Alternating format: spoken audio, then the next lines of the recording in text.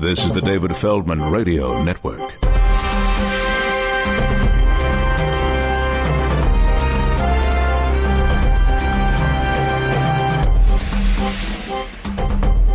Between January of 2016 and January of 2017, the number of men with as much wealth as half the world fell from 62 to just 8. Let me explain this. In January of 2016, 62 men had, as a group, as much wealth as half the world. 1 year later, only 8 men had as much money as half the world. For more on this, we are joined by Professor Peter Phillips, author of Giants, the Global Power Elite. Welcome to the show, Professor. Well, thank you very much, David. I met you on the Ralph Nader Radio Hour. You were a guest, and I figured enough time has passed so that I can poach you. Peter Phillips, you're a professor of political sociology at Sonoma State University and former director of Project Censored and former president of Media Freedom Foundation.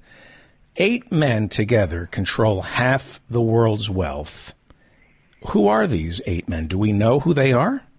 Well, of course. I mean, it's the top richest people in the world. I mean, Jeff Bezos is number one, and he's worth about $160 billion now. You know, I guess he lost a few billion this month. We all did. Amazon. We all did. Well, rough month. Maybe. You know, and he's a really big tree in a forest. Okay. He's like a giant sequoia in a forest. But the work I've been doing, the Giants, the Global Power Elite, is about the elites who manage global capital and are interconnected and know each other and are involved in a policy group agendas on how capital will be taken care of and protected. When I say the sociology of Global Power Elite, we're looking at about 300 people, and we name them all in the book, who are the core policymakers and decision makers about global capital. They are the ones who are on the boards of directors of the $17 trillion giant investment companies like BlackRock and Vanguard and JP Morgan Chase and Allianz out of Germany. And each of those companies has an excess of $1 trillion. And you have to think what $1 trillion is. That's 1,000 billions. So some of them, you know, BlackRock this year has over $6 trillion of investment capital. There's 17 of them, and they collectively manage $41 trillion worth of wealth. And that was as of 2017. It's closer to $50 trillion now. Wealth is concentrating rapidly. These big engines, these giants of capital are the ones doing that. They make people like Bezos richer because they're looking for places to invest capital. And Amazon seems to them to be a good place, so they're all putting their money there. Some of them have $50 billion or more inside of Amazon. And then that drives the Amazon stock up, so they benefit, and Bezos gets richer and richer. Ultimately, that can't continue to speculate, and they're already saying that there'll probably be an adjustment next year. But we're worried that, you know, there will be really an economic collapse. You can't continue to concentrate wealth and have it in fewer and fewer hands in greater amounts and expect to be able to continue that forever. You just simply, it's just not going to happen. At the same time, you're destroying the environment in the world, so that's catching up with us very quickly as well. So we're faced with a real crisis for humanity in the world because of this concentration of global capitalism and the impacts that it's having and the dangers of allowing that kind of concentration to occur. So what happened in 2016, the year that Donald Trump seized power? 62 men at the beginning of the year had as much wealth as half the world. By the time Donald Trump swore on the Bible, there were only 8 men who controlled half the world's wealth. What happened? Capitalism is like a bicycle. You know, it just keeps moving forward. In order to stay upright, it has to keep moving forward. And so they keep piling greater and greater amounts of capital in their backpack as they're moving forward on this bike. And that's what's happening. We're seeing great concentration of global capital in the hands of fewer and fewer people, with only less than 200 managing the core of all of that. So we talk about the core, $50 trillion worth of capital. That's money. So Amazon itself became valued at over $1 trillion. They were one of the first companies in the world to reach that landmark. But that's not capital. I mean, that includes their buildings and their patents and everything else that has worth. We're talking here about the global power elite. They're managing capital money, $50 trillion worth, and it's a major part of the free-flowing capital in the world, and they get to decide where to invest it. And one of their biggest problems is they got more capital than they've got good, safe places to put it. So that's where we get the neoliberal policies of austerity, and the capital is used to buy up public resources, buy up the commons, water rights, freeways, universities, whatever, anything that could have a return on it. But still, they have more capital than they know what to do with, so they do risky investments like the subprime mortgage loans, and they all knew that that was dangerous back in 2008.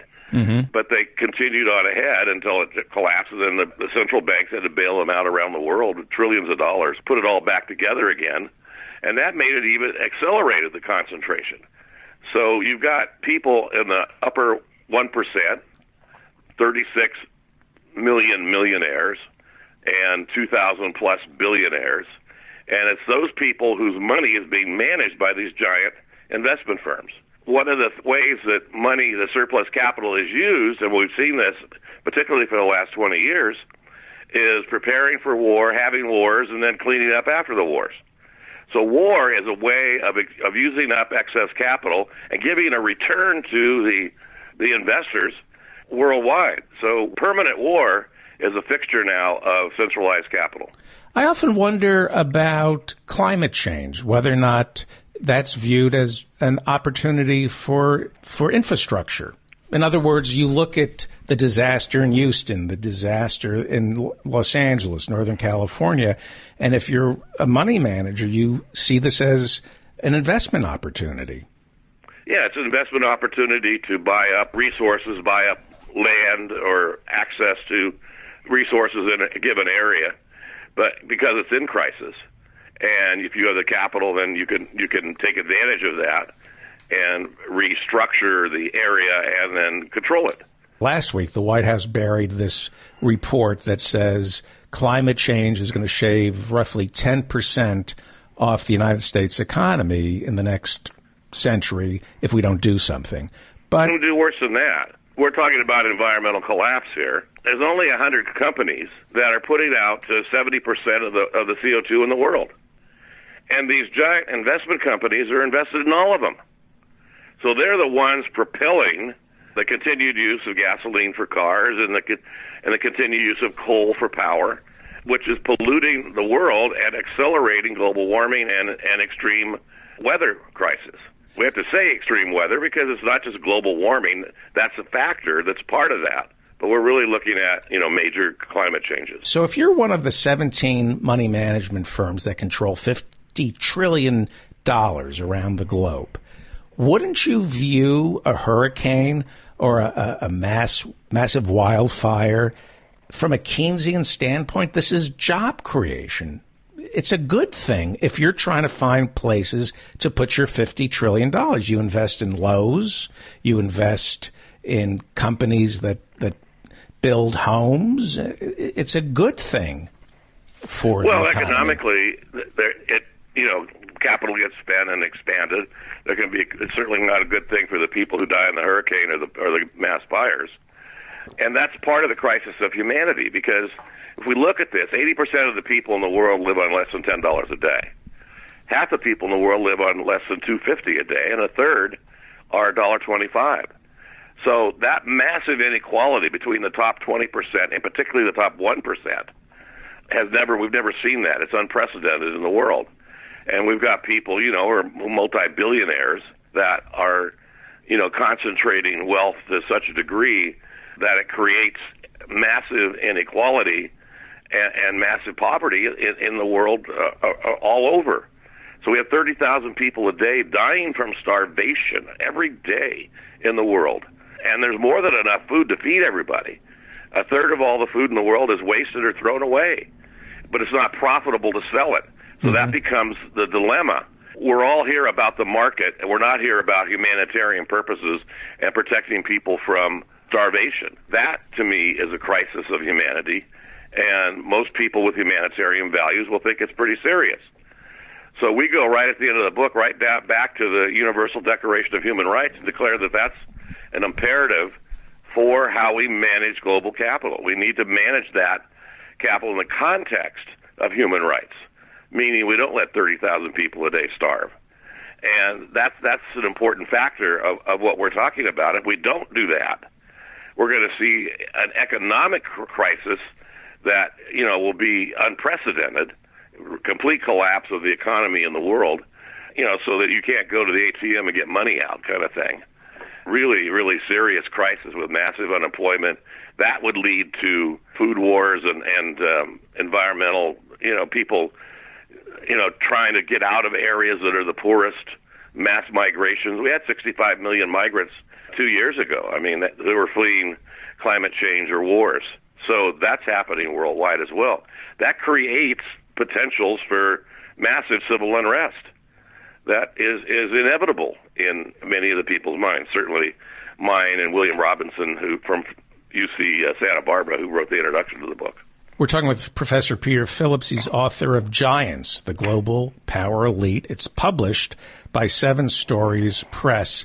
I want to ask you about the pathology of the people who control this $50 trillion. They see war as a good thing. Do they really? Do they view war as a constant of nature, so we have to be prepared, and if we're going to be prepared, we might as well profit off that?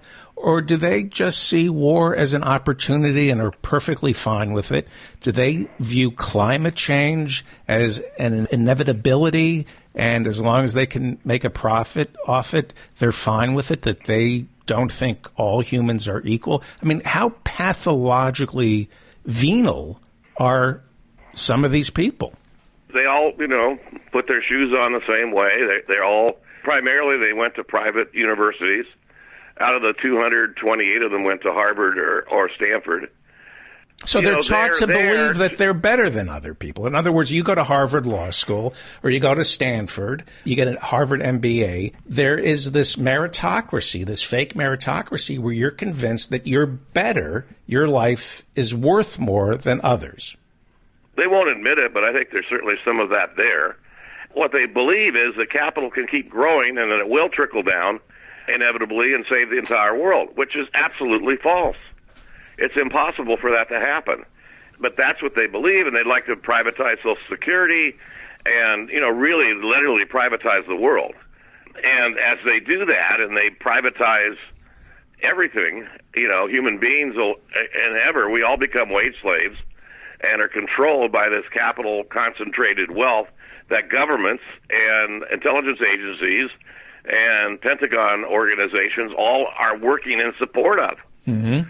And that's happening globally now. So that's the difference between the power elite studies we used to do in the 60s. And, of course, C. Wright Mills' book, The Global Power Elite, was one of the first back in the 50s to say there's elites in this country and they're part of this military, industrial, governmental kind of complex. And they're the ones in power who make the decisions that are important. Well, we've got the same thing ongoing. These global power elite, the 300 we name, are the central core of the transnational capitalist class, the people with the capital worldwide. They're the ones making the big decisions about what needs to happen. And they have policy groups that they make that are non-governmental. So like the Council of 30, which is based in Washington, D.C., funded privately, is some of the top bankers and economists in the world. There's 32 of them. One woman, Gail Kelly from Australia, who's head of the Bankers Association there. And I call them the Executive Committee of Global Capitalism, because they'll put out policy reports and they'll make what they say is a recommendation to the World Bank to what to do. And the World Bank sees that as instructions. They're that powerful. It's them and the Trilateral Commission, which now has 450 people all from all over the world that meet regionally and in New York. They're making policy recommendations as well. They get a little more political in terms of their recommendations. There's a Trilateral Commission that made the policy recommendations about reconfronting Putin and Russia 5 years ago, and we've seen that manifested quite strongly now. They own the corporate media, so the agendas that they have is reflected in the corporate media today. The Trilateral Commission owns the corporate media, or the... No, the giants, the investment capital people. We're represented by the Trilateral Commission, represented by the Council of 30. And then for defense, it's the Atlantic Council. And these are all private, nonprofit organizations that are made up of global power elites who do policy planning and make recommendations that are implemented by the World Bank, IMF, WTO, and capital governments all around the world. That's what they're doing. And they work for the global elite, the richest families in the world. And those are the organizations that vet our politicians. You can't get elected president unless you've been vetted by absolutely. The Group of 30 and the Trilateral Commission. I remember the Trilateral Commission as a kid. President Jimmy Carter, if memory serves, was a member of the Trilateral. He was a Trilateralist, yeah. Yeah, he was, clearly. And Henry Kissinger was a member of the Trilateral Commission. But then it kind of got discounted as like a Lyndon LaRouche conspiracy theory about the Trilateral. Well, a lot of things have been labeled that way, and it's just not so. That's why I did this book. Because there is a global power elite. They are concentrated. They do know each other. They have mechanisms of communication. They have social organizations like going to Davos every year. Thousands of them go. It costs $25,000 to attend, and every corporation over $5 billion can send 5 people. And they have this little affirmative action thing, meaning that out of the 5, one has to be a woman. Mm-hmm. And they're all gathered there in Davos, every year. And then they hear keynote speakers. So the Council of 30, those 32 people, they've been keynotes at Davos all the time. And so that's this interconnected. Davos, they don't make policy. They're like the San Francisco Bohemian Club that has the summer encampment out near where I live, and there's 3,000 men only who gather in the summer, and they hear lectures and from undersecretaries of state and big policy recommendations, and they have a big party. They all go home having rubbed elbows with very powerful people. They feel good about themselves. So that's the elites, interconnected worldwide. Those sorts of organizations exist throughout, and what we did was identify what we call the central core, the 300 most powerful people in the world who are interconnected in these policy organizations or directly on the boards of directors of the giant investment firms. You teach a class in the sociology of conspiracy theories at Sonoma State. Oh, yeah. That's one of my classes. I teach power, political sociology, investigative sociology. And conspiracies is one of the courses I put together about 5 years ago. And we look at the, what conspiracies are composed of. Of course there's conspiracies. There always are. I mean, the government says that Osama bin Laden conspired and with al-Qaeda representatives to bring about 9/11. Well, that's a conspiracy theory. And so that's... How do you define a conspiracy theory or a conspiracy? What is the definition of a conspiracy? And well, it's just people getting together and doing something illegal. Yeah. And when does it veer into the territory of coming up with a grand unifying theory that explains away everything that you don't understand? Where's the precipice? In my class, we just stick to the facts. We read about the King assassination, which has now been absolutely proven that it was a government conspiracy. Memphis police and Army intelligence were involved. The Kennedy assassinations, of course. Both John and Robert, it's quite clear they weren't killed by lone gunmen. But we look for the patterns. What's happening here? How do these look the same overall? And how do we know when there's been state crimes against democracy, is what it's called. There's a good book on that. And we use that as a textbook. So, there's a lot of open consideration of the reality of people getting together in rooms and planning and conspiring and doing things illegal. All the big giant companies knew that the Libor trade relationships and benchmarks back in the early 80s were being manipulated, and they all made millions, billions of dollars off of those manipulations. They were fully aware of it. They've all paid hundreds of millions of dollars in fines, in some cases billions. Nobody went to jail. Right. So a conspiracy to murder, say, Martin Luther King, there could be a conspiracy, but it doesn't necessarily go all the way up. It could just be maybe J. Edgar Hoover and some racists who... A lot of times we don't know who the actual people are. But you look at the patterns of it overall, you have evidence and information about who gained from it and why, and then you look at the circumstances, and invariably the single person that gets identified as the culprit couldn't possibly have done it.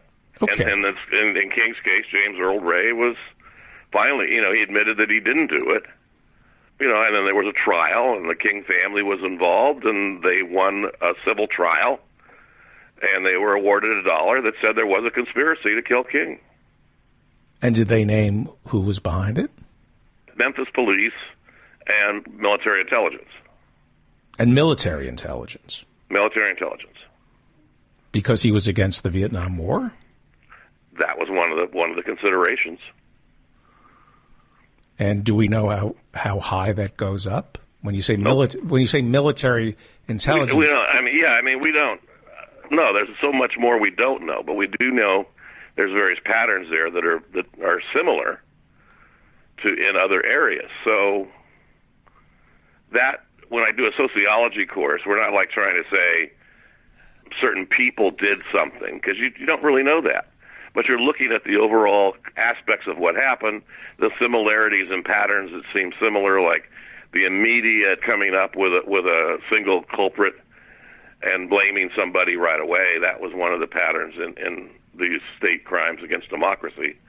And then looking more in depth at the facts that we do know. And you can kind of make your own kinds of judgments and understandings that, of course, this stuff happens. There's a story in the New York Times this week about Les Moonves, who used to run CBS. And it speaks to conspiracy theories because he was allegedly raping these starlets whose careers rose and sank depending on his sexual proclivities. And there's a terrific expose this week about a manager trying to get his starlets work over at CBS, and they didn't understand why they were getting work and why they weren't getting work. And it was all because Les Moonves was trying to cover up these rape allegations. Well, there's a conspiracy. There's a conspiracy of a very powerful man who runs CBS who wants to rape actresses, and they don't understand why they're getting work and why they're not getting work. But there's an actual conspiracy between Les Moonves, allegedly, and these Hollywood managers to cover up his crimes. So there are conspiracies. I just wonder how high up these things go. I think the danger is you start explaining away everything to... No, I totally agree with you. And I would not ever say that, 9/11 was an inside job by people inside the Pentagon or the White House. We don't know that. Could have been. They could have facilitated, but there's a lot of other actors that could have been involved as well. That's what we have to be careful about when we look at and study this. That's why we put it together as a class. Right. So that we're looking and we're reading, and so my students come out more informed about these things than most people in society, and they're not speculating or trying to come up with, Dick Cheney was involved. Well, we don't know that. Or the Israelis were involved. We certainly don't know that. But all of that has been out there and becomes how conspiracy theories get labeled as crazy, because in many cases there's people out there doing that kind of speculation without any evidence or very little evidence. That's unacceptable. It's unacceptable in my course, and it's unacceptable academically. When people control this much wealth, the conspiracy is just to grow their wealth and protect it. So there is a conspiracy among Mark Zuckerberg, Bill Gates, Jeff Bezos, Jamie Dimon, even Warren. Well, conspiracy implies doing something illegal, and most of the time they're not. They're just getting richer. So they may conspire together. They certainly look at each other in terms of where they're investing and who they're investing in, and they're all invested in each other, which makes it even more centralized. So those 17 giants, they collectively have $400 billion invested in each other. So J.P. Morgan Chase is invested in BlackRock, and BlackRock's invested in all of them. That gives them a vital interest that they share, and so of course they're going to try to build policies and have direction that protects and increases their wealth concentration. It speaks to the lie of anybody can make it in America.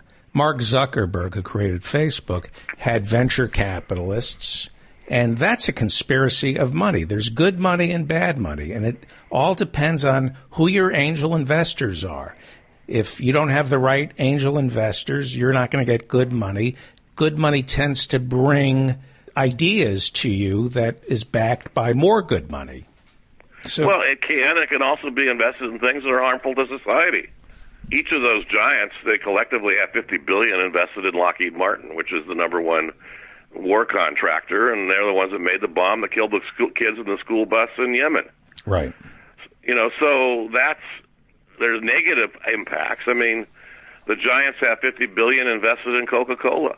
Coca-Cola puts out 1.2 billion single-use plastic bottles a year, which will take 400 years to degrade in the environment. Not to mention obesity and 10 teaspoons of sugar and a formula. Right. And then they have these big public relation firms that are literally controlling media today in terms of content, advertising to kids living on $1.25 a day to buy a Coke and a cigarette. Well, what happens if America tries to correct this? Does America have the power? I mean, Bernie Sanders or Ralph Nader, what happens if... It's global. So they can't fight it? Well, they're going to have to do something, and we tell them that at the end of our book. You're going to have to do something or it's all going to collapse. So, yes, I think certain countries can be more involved. I think the U.S. has the greatest amount of impact and decision-making, but it is global. There's people from all over the world involved in this network, and capital flows everywhere, and it can be invested anywhere. But ultimately, yes, I think that the U.S. can do something, but people are resisting worldwide. There's social movements of various capacities and worker rights movements in China. There's the Bolivarian movement in the South. There's youth resistance movements in Italy and Spain and Greece. When we had Occupy here, it scared them. Anytime there's social movements like that, they get really afraid. Yeah. And they use the police state to infiltrate every Occupy group in the country. And, they were really concerned. And Occupy left us with the mantra of the 1% versus the 99%, which was a huge gift in terms of consciousness. So we know that there's this 1% who are benefiting at the expense of us all. And for many people that try to get by, they're just doing their jobs and just, trying to make their mortgages and that kind of stuff. But ultimately, what we are faced with is, a severe environmental situation that are going to continue to get worse given the current circumstances, and wealth concentration so massive that it's unsustainable. They won't have places to move their money. It'll be stagnation. The capitalism is like that person on a bicycle. You have to keep going forward. If you stop, you fall over. If you fall over, it's called stagnation. Well, this is what Marx predicted. Absolutely. And so what happens? Do we change our economic system? Can we coexist with capitalism? There needs to be a humanitarian element in capitalism, whereby money doesn't just trickle down, but resources go to every family, every child in the world, so they're not dying from starvation. They have resources to live and secure their lives and to be able to continue, on. We have enough money to do that literally for the entire world. Right. So we have to put that as a priority inside of capitalism if we're going to keep that as a system and allow private ownership. And to varying degrees, we may see that. Mm-hmm. But it has to be, they have to do it as well as be forced to do it by social movements and resistance. If not, if there's major civil wars and resistance, billions will die. Or if there's economic collapse, billions will die. And environmental collapse. So I wrote this book with the idea that to say who these people are, we'd say where they work, where they went to school, what their public wealth is, the stocks they own, and that kind of stuff. And so we name them. So here we are saying, instead of saying they are doing this, we're saying here's 300 people that are the central decision makers of capitalism, and they could fix this, and we have to pressure them to do so. Peter Phillips is the author of Giants, the Global Power Elite. It's published by Seven Stories Press. And I guess I just want to end on a follow-up question about the $57 trillion that's controlled by 17 management firms. 2008, the economy tanks, global, some would say depression, and every economist worth his salt would say the way out of a depression is to stimulate the economy. And yet we saw austerity in the middle of a global recession. Earlier, you suggested that it was those 17 international management firms that pushed for austerity. Why does austerity benefit people who control $57 trillion? How does that benefit you? Well, austerity basically means that governments aren't spending money on their populations. So they cut back on education, they cut back on social service programs and safety net programs, and that guarantees that capital can continue to go upward, and they'll cut back on taxes. I mean, Trump was a big gift to the global power elite by the reduction. Trillions of dollars were saved in taxes and on his tax reform, and then the ability to bring money back from overseas profits and have it taxed at a lower rate. So he was an absolute gift to the global power elite. But with austerity, because I never understood austerity back in 2009 and 2010, Obama introduced, it did pass a stimulus package that was close to $1 trillion, but it should have been more. But it ended up being like $3 trillion, and what it was basically was the creation of more capital. They call it quantitative easing, and the Federal Reserve would just put more zeros on accounts and give it to the banks. What is the benefit to the very wealthy if the governments have to tighten their belts? How does that benefit people who are looking for $56 trillion? They don't tighten their belts on spending for military, which is half of the budget as it is. They'll tighten their belts on spending for humanitarian relief or things that citizens need, so that more wealth concentration and capital can go to the elites.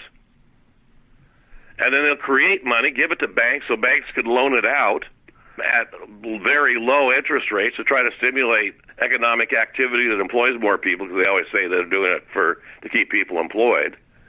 But in the long run, it's just not working in the sense that we can have any kind of thing near full employment. So unless we go back to a Keynesian economic process of where we're creating jobs, everybody has a minimum living wage and activities that they can engage in that help society. If we can't get there, we won't survive. Okay, my listeners do things. They buy books. They're going to go out for Christmas, and they're going to buy Giants, The Global Power Elite, written by Professor Peter Phillips, and it's published by Seven Stories Press. The idea that 8 men together control half the world's wealth is almost comforting to some people. You can say, well, what's the point of worrying about this? I have no say. There's no point in my even paying attention. What are the dangers? Obviously, the environment, that is the big issue, obviously. Unfortunately, it's not obvious to these 8 men. But what are the dangers of ignoring your lack of power, and what can you do to wrestle power? I'm not going to say back. I don't know if we ever had it. What can we do in the next 6 weeks? If millions would go back and reoccupy, that would make a big difference in terms of where we're going as well. But that happens spontaneously. You can't really push a social movement to happen just automatically like that. But there will be resistance. It's inevitable there's going to be continued movements that challenge capital and the global elites, and they can't sustain themselves, and so it will bring about a collapse unless there can be some adjustments made, and there is a Keynesian-style trickle down, and not trickle down, it has to be a river down of resources to everybody in the world. That's the only way it's going to be solved without major collapse and billions of people dying. I'm not talking just global warming. I'm talking about civil unrest as well. These 8 people who control half the wealth. They have half the wealth. They don't control it. The people controlling it are the sociology folks, the 300 that I'm talking about. So, Bezos takes his excess capital and puts it in one of these investment firms. most of his wealth is tied up in Amazon. But for most people that they're putting, Trump is at Chase Manhattan, Obama's wealth is at BlackRock. Those millions are managed and invested in various things to try to get a return. And they're looking for returns in the 3 to 10% range. So that's what the giants are about. And that's why capitalism is protected by governments, by the military, by, the intelligence agencies of all the Western capitalist countries. And we've seen the breakdown of capitalism into authoritarianism. It's a very simple transition. We saw it in Latin America, where the generals take over and the wealth remains concentrated, and 99.999% of the population lives under the iron fist, and they're all poor, and they live in favelas. I mean, we're going to see that in America. We're already seeing it with millions homeless. Yeah. The wealth inequality here is dramatic. There's still the largest, semi-middle class exists out here, but, GM just laid off 15,000 people. Yeah, I mean, there's a game plan for the further concentration of wealth. They know exactly what to do, which is more police, more military, and fences and tear gas. And private military as well. Right. I read somewhere that the Kardashians use a private firefighting organization to pay. Yeah, if you're wealthy, you can hire private firefighters that'll come in and, in case of fire, and then foam down your house and protect it from burning. Yeah. Peter Phillips, author of Giants, the Global Power Elite. It's published by Seven Stories Press. I'm reading it right now. Buy it for somebody you love or hate. It's a great read. And it's available through ProjectCensored.org, which is one way that we help keep Project Censored funded. Great. Stay on the line for 1 second, Professor. Sure. This is the David Feldman Radio Network.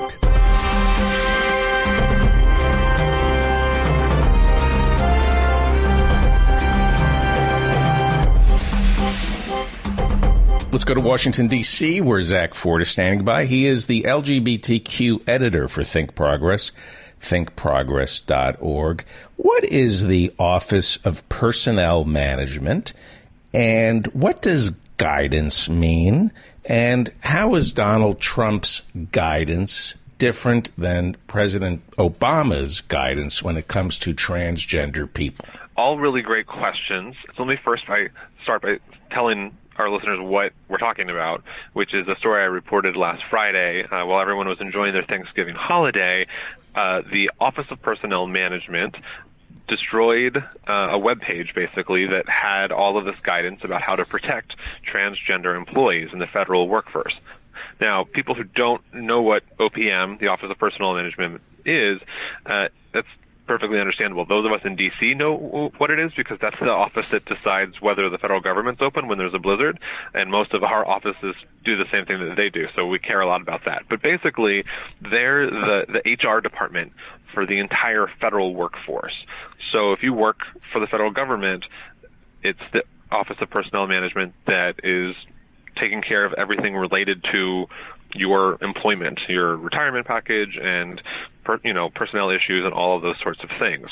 Now, President Obama, back in 2014... This would be an agency that's under the executive branch. Correct. It's under the executive branch, and as are most federal employees, but this is sort of an independent agency that oversees everybody else's employment. It's like I said, the HR office for the entire federal government. Great. So back in 2014, President Obama issued an executive order that said, hey, in federal government, our employees are going to be protected on the basis of sexual orientation and gender identity. So we're not going to tolerate any discrimination against LGBTQ employees, and we're going to take steps to make sure that that doesn't happen. And one of the steps that they took was, on the OPM page, they listed a whole lot of guidance about transgender workers. This included some basic definitions about some of the terms you might hear. It included guidance about dress codes. It included guidance about updating documentation. It included guidance about facilities and which facilities you can use. So let's say you're a middle manager working for some agency out there somewhere, and one of your employees comes to you and says, hey, I'm coming out as transgender. I've been diagnosed with gender dysphoria. I'm going to start taking steps to update my paperwork, and I'm going to start identifying, as the other gender at work, and here's my new name, and here are my new pronouns, etc. You might not know a lot about transgender people, and you might have never worked with a trans employee in this sort of context. So you would go to OPM and you'd say, okay, what does the law say? What do our higher-ups say about how I'm supposed to respond to this trans employee? And so you would find this page and you would say, oh, okay, I have to respect this. I have to make sure that they can go by their new name and that they can use these facilities that match their gender identity, et cetera, et cetera, et cetera. Well, now that guidance is gone. Trump has been really insistent that President Obama's executive order is still in place. He hasn't rescinded it, so technically the protections are still there. But he's now erasing all of the things that help enforce those protections and make sure that employees are protected. So it's really a big deal. So what is the difference between guidance and an executive order? Well, so an executive order has the force of the president's authority behind it. It's not the same thing as a law, obviously, but it's an interpretation of the law and how it's going to be enforced throughout the federal workforce. So it does have some legal force.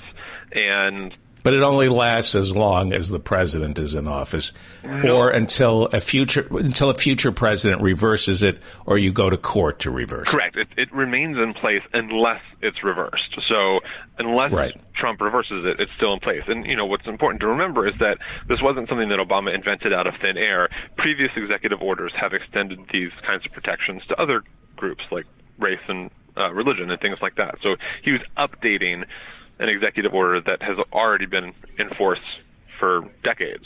So it wasn't like it was some revolutionary act in terms of creating, a new legal protection, but it was revolutionary in extending protections to all of these federal employees who might not be protected, depending on how the federal law is interpreted by courts, or if they're in a state that doesn't have those kinds of protections. So that was the force of that executive order. The guidance is a mechanism for enforcing that executive order. So, it in some ways gives the federal government protection, because if an employee says, hey, I was discriminated against, you treated me improperly, then the federal government can say, well, hey, we had this guidance. We already told our employees that they should treat you properly, so you can't blame this on us.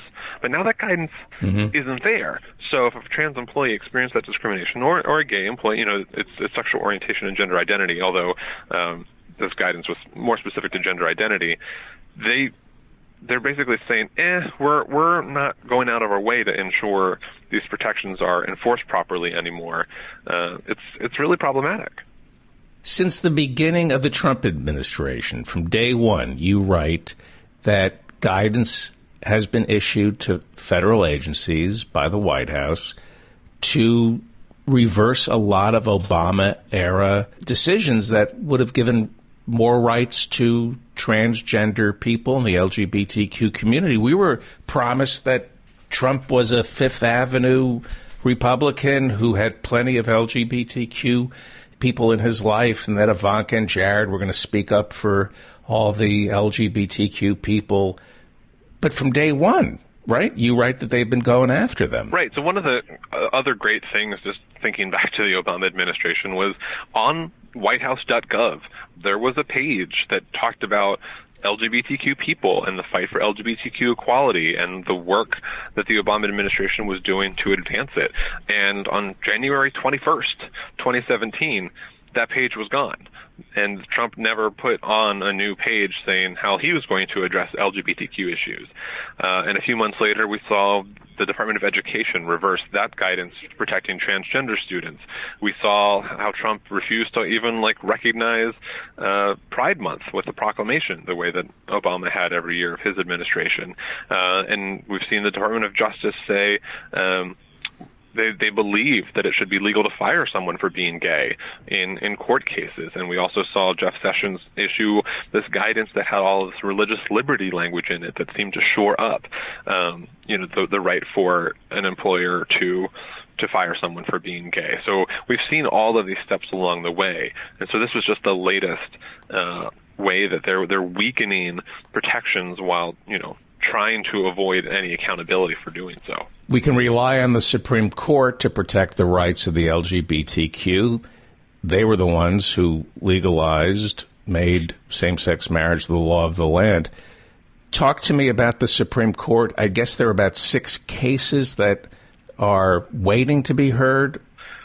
They may or may not hear them, and they will affect the LGBTQ community. I guess one of the cases is whether or not it's legal to fire somebody because they're gay. Sure. In fact, 2 of the cases are about that. So there are 6 different cases that have been filed for a writ of petition. So these are cases that have been, what is a writ of petition? So after you've filed a lawsuit, it goes to a district court. If you appeal it, then it goes to one of the courts of appeal across the country. And if you want to appeal that, then you appeal to the Supreme Court and you say, hey, we want you to look at our case and give a final ruling on it.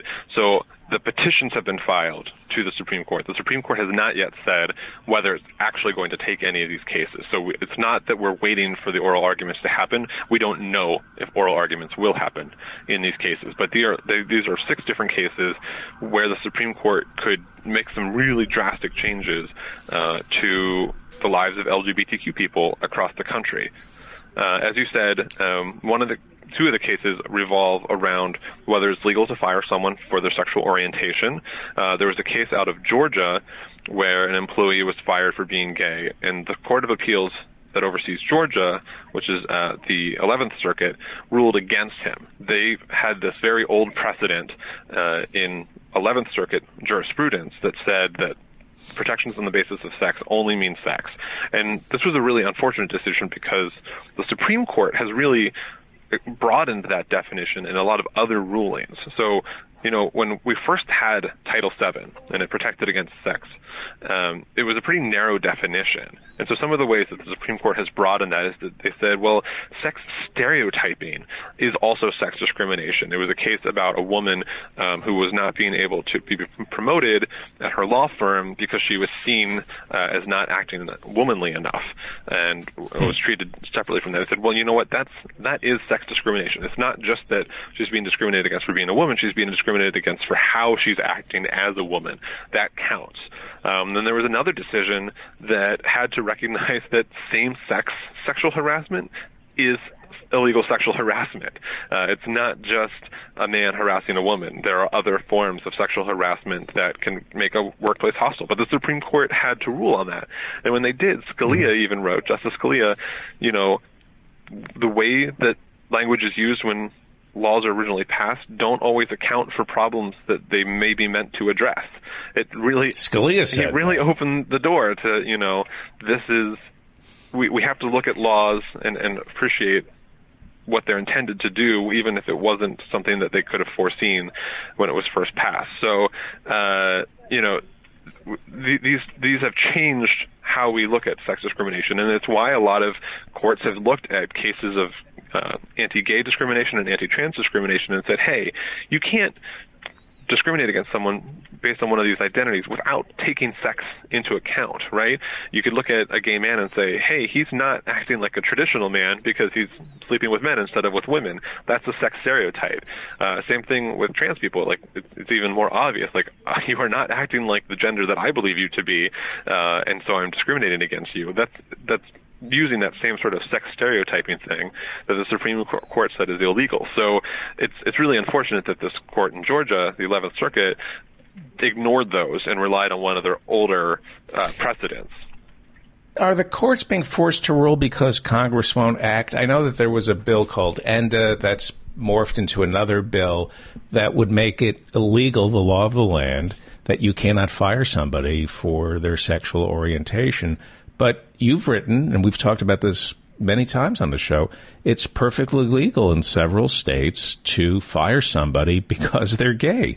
So is it okay that it's gone to the Supreme Court, in that if Congress isn't going to pass a bill protecting gay people in the workforce, it's the Supreme Court's job? Well, it's concerning in some ways. I mean, there's a sort of twofold strategy, which is we want to enumerate that sexual orientation and gender identity are protected under the law.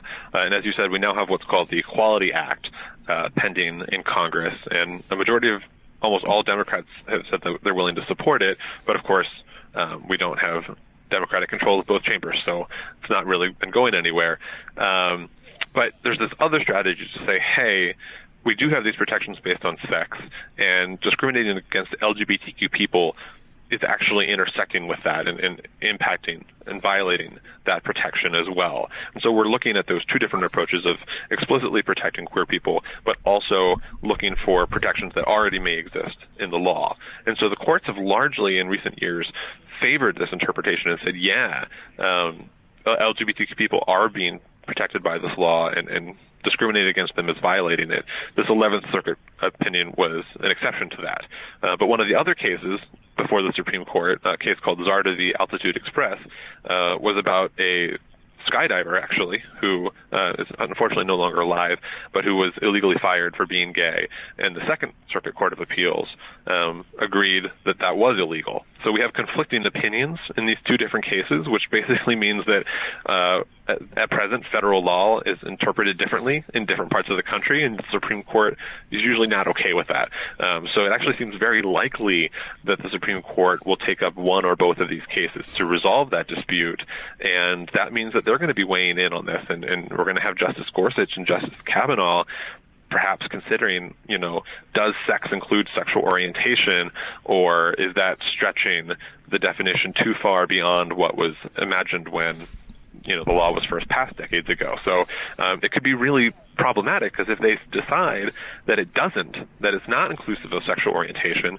or likewise in another case, the funeral home case, which we've talked about before, that it doesn't affect gender identity and doesn't protect trans people, this is basically saying, hey, queer people across the country aren't protected anymore, and all of these victories that they've been racking up in different circuits don't matter, because the Supreme Court says, you're not protected in this interpretation.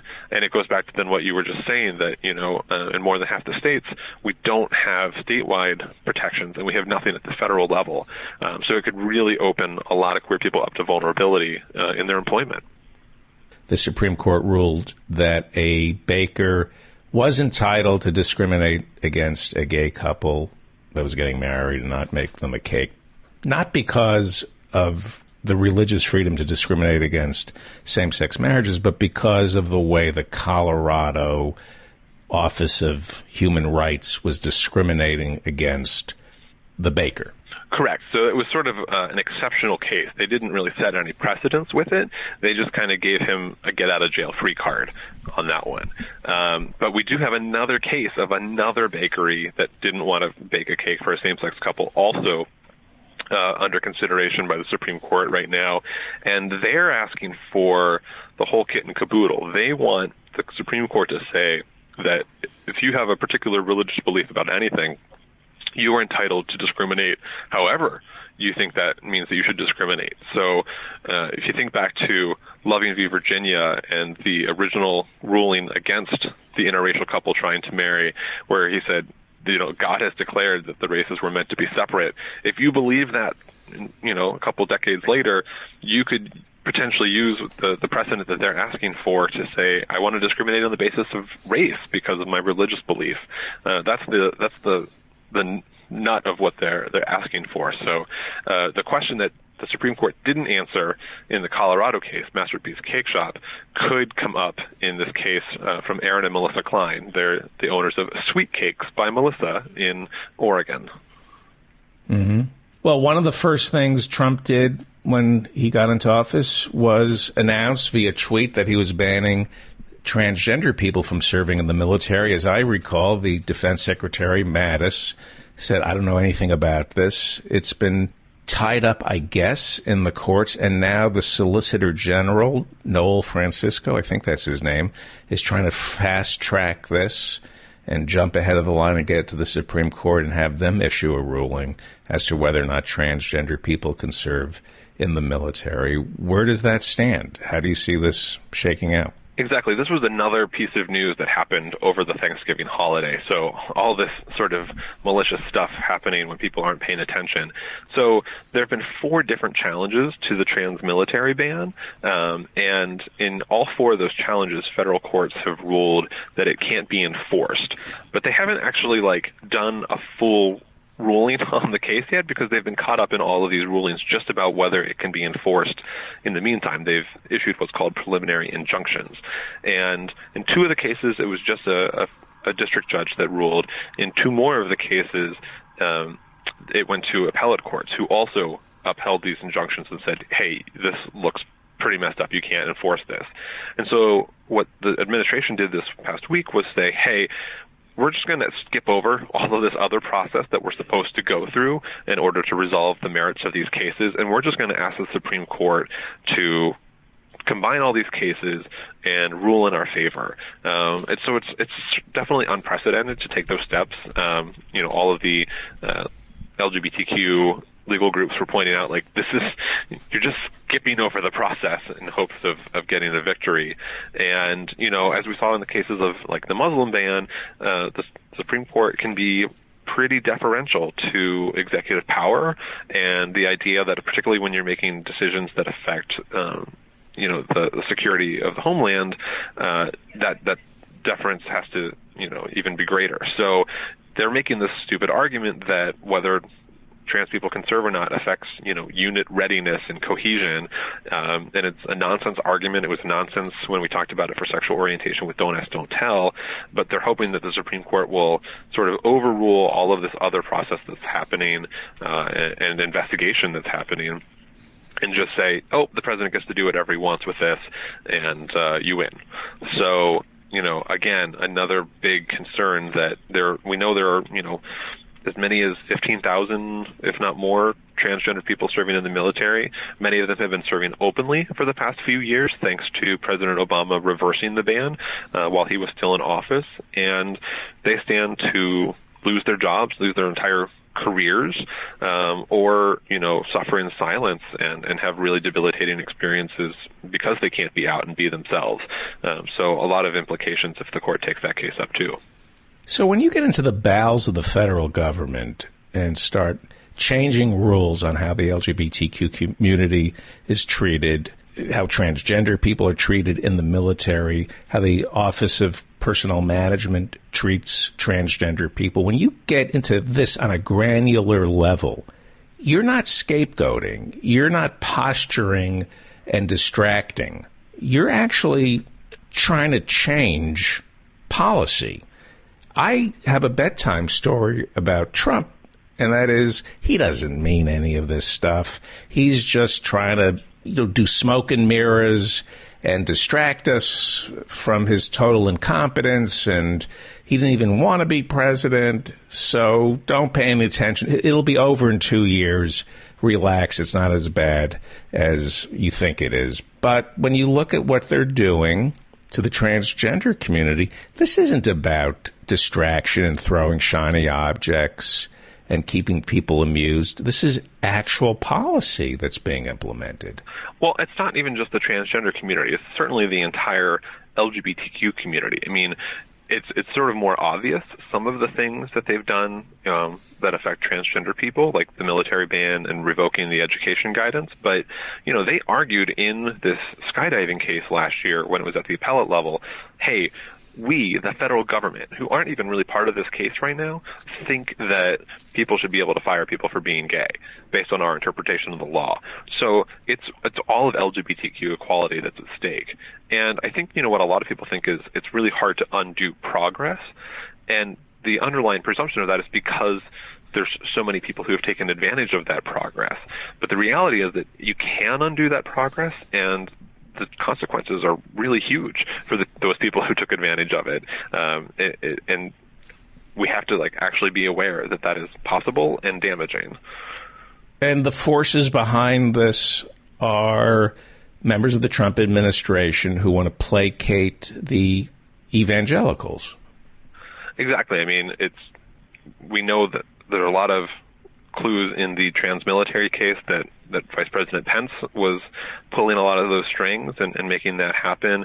We know that Tony Perkins of the Family Research Council talks about, how he gets to visit the White House all the time, and that he was also whispering in Trump's ear the very day that the ban was issued on Twitter.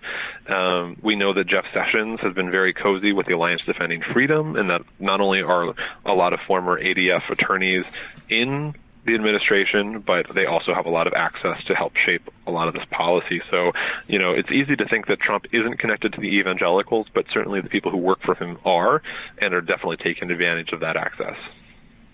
And they're his base. The evangelicals are his base. Mike Pence, is he Catholic or evangelical, or did he convert, or is that a question you're not prepared to answer at this time? I believe he converted. Okay. All right. So before you go, again, Ivanka has been thought of as the Queen Esther. People think that because she married a Jew and she converted, the anti-Semitism in the Trump administration doesn't mean anything because Ivanka's Jewish and because Ivanka's a fashion icon and sells handbags all over the world. She deals with the LGBTQ community all the time. Certainly, she wouldn't let Donald Trump persecute Jews in the LGBTQ community, and we're finding that in the 2 years that Trump has been president, things have gotten pretty bad for the LGBTQ community and Jews and Mexicans and Guatemalans. And it turns out that she does have a lot of influence with the president. She's also an employee of the Oval Office, and she's been using her own email.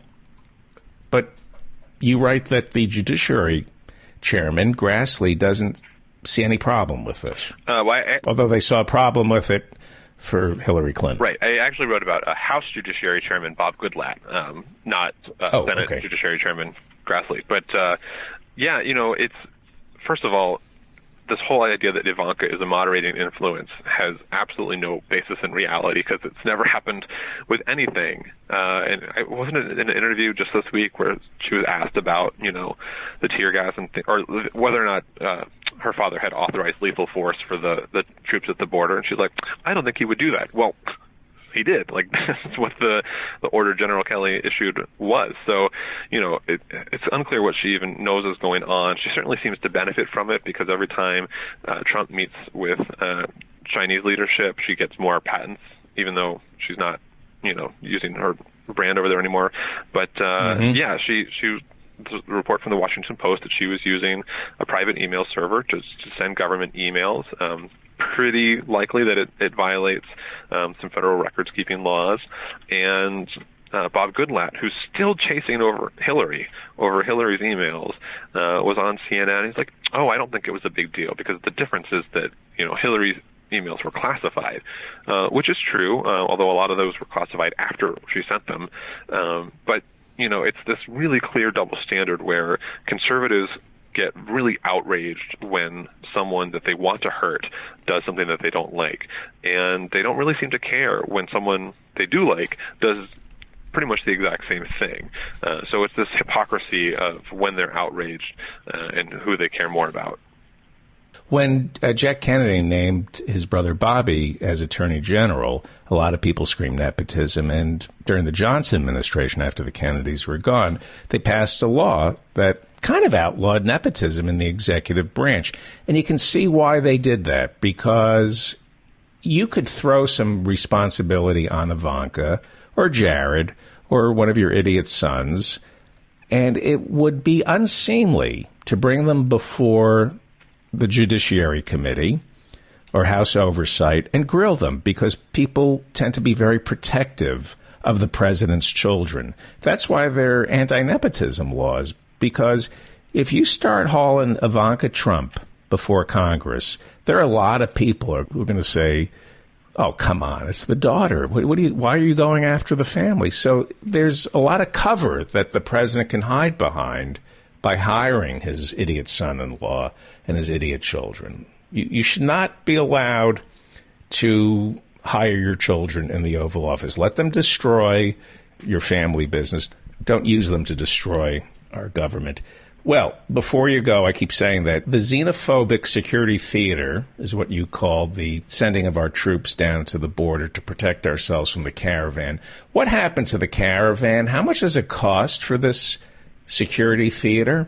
Well, the price keeps going up because it now seems that Trump is going to hold troops there even longer than was originally intended. So, I'm losing track of the number, but it's already in the millions to, have troops that some of which aren't even at the border, some of whom have been there for a month, well before the caravan was even approaching the border, doing who knows what. And they also can't actually manage the border because the law states that federal protections are only the military can only act on foreign territory. They can't enforce federal law on American soil. So it's a whole lot of money. It's a whole lot of, we're seeing all these claims about how many criminals are in there without really any substantiation whatsoever. And we see them circumventing, as we talked about before, the UN right to file for asylum when you arrive at a country. It's this whole idea that we're going to keep them out until we figure out whether they can have asylum, rather than actually say, hey, maybe you are really scared for your life for a reason, and we're going to shelter you and just make sure you go through all the proper steps to continue filling out your asylum paperwork. We're being really, literally xenophobic of just keeping them from actually entering the country until we feel like they've proven that they deserve that protection, which some people don't even think they deserve. Well, I hope you had a nice Thanksgiving. My role this Thanksgiving was to play the crazy uncle. I'm being serious. I got to sit because we won't deal with Republicans. They're not invited to our Thanksgiving. So I get to be the crazy uncle, and I get to defend Trump. This is what I said, and I made people angry. I said, well, why are we victimizing the caravan? It's not them. We're sending a signal to the rest of Latin America. We're not open for business. And if you come here, expect to be tear gassed. Yes, it's very, and by the way, when I get worked up like this, the juices are flowing and I swear to God, there's oxytocin. It just feels great to talk this way. It really, it does. And I start saying, listen, it's very sad that we have to tear gas these kids and their mothers, but we're sending a signal to the rest of Latin America. The border's closed. Turn around and go home. And it turns out the number of people trying to get into this country has been reduced dramatically. So it's working. Just thought I'd share that with you. If you want to respond to that, you can pretend you're at my Thanksgiving dinner. Just imagine me face-palming. Face-palming. Yeah. Somebody has to do this. No. Somebody has to do this, Zach. No, somebody does not. Somebody has to defend Trump at Thanksgiving? No. And be the bad guy? No. Okay. I disagree with this premise entirely. Well, the argument is that I had to explain this to people. The number of people from Latin America trying to get into this country has been going down for years, way before Trump cracked down on this caravan. I'm just amazed that it's gotten this far, that he's allowed to use our troops this way. I guess Posse Comitatus disappeared under the Obama administration. You can now use the military for political theater in our country now. All right. Zach Ford is the LGBTQ editor for Think Progress, thinkprogress.org. Read him every day over at thinkprogress.org. And it's the holiday season. I can't think of a better organization to support than thinkprogress.org. Can you stay on the line for one quick second, sir? Sure thing. Thanks as always, David. Thank you.